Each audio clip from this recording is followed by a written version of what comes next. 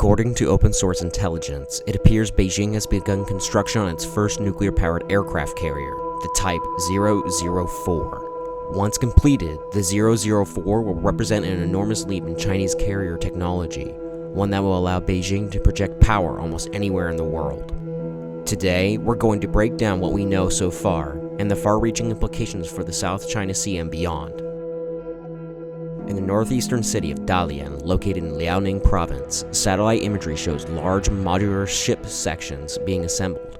The size and shape of these modules strongly indicate this vessel is a supercarrier, but that alone isn't the most interesting part. Inside those modules, analysts have identified what appears to be the early framework of a reactor containment housing. If accurate, this is a clear sign that the ship under construction will be China's first nuclear-powered carrier. Beijing hasn't officially confirmed any of this information, but it lines up closely with earlier hints from Chinese naval officials. As Thomas Newdick at the War Zone reported, in March of this year, Yuan Huazhi, political commissar for the PLAN, confirmed that construction of the fourth carrier had begun, but declined to answer whether it would be nuclear-powered. That ambiguity now appears to be clearing up. A nuclear carrier would give the PLAN massive advantages. First, power generation. Future carriers aren't just flight decks, they're floating electrical grids. The next generation of systems will be incredibly power hungry.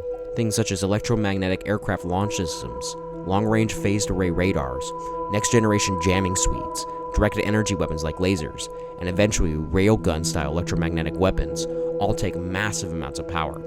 A conventional engine simply cannot provide the power these systems require. A nuclear reactor can. Second, air wing capacity.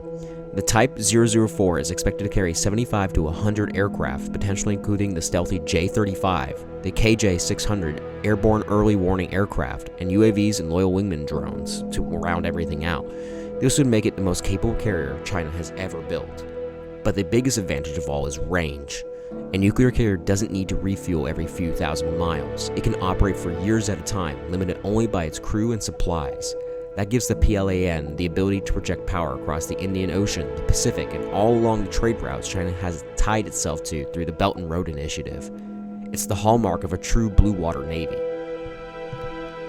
However, none of this helps China right now, and time is not on their side. Historically, US carriers take 8 years on average to build for the Nimitz class, and 12 years for the Ford class. Even if China builds faster, the first Type 004 is unlikely to be ready anytime before the early 2030s. That's important because many analysts believe that if China were to attempt to invade Taiwan, the most likely window is between 2027 and 2030. The Type 004 won't be ready in time for that. So what does that imply? China has the world's largest shipbuilding capacity, and alongside the Type 004, Beijing is rapidly constructing the Type 076 amphibious assault ship, a vessel tailor-made for an invasion of Taiwan. Add to that dozens of destroyers, cruisers, submarines, and support vessels, and you begin to see a clear picture. Beijing likely believes that its current fleet, combined with what will be completed by 2030, will be sufficient for a Taiwan conflict without needing the Type 004. In other words, China may be confident that it can defeat or deter US intervention even without a nuclear carrier. Another possibility is that China believes it can finish the Type 004 in just a few years, a tall order for any nation, and one that doesn't account for training and equipping a crew for such a revolutionary vessel. But the broader implication is hard to ignore. Beginning construction on a nuclear carrier signals Beijing is already planning for a post-Taiwan War era and expects the balance of power in the next 5 years to tilt decisively in China's favor.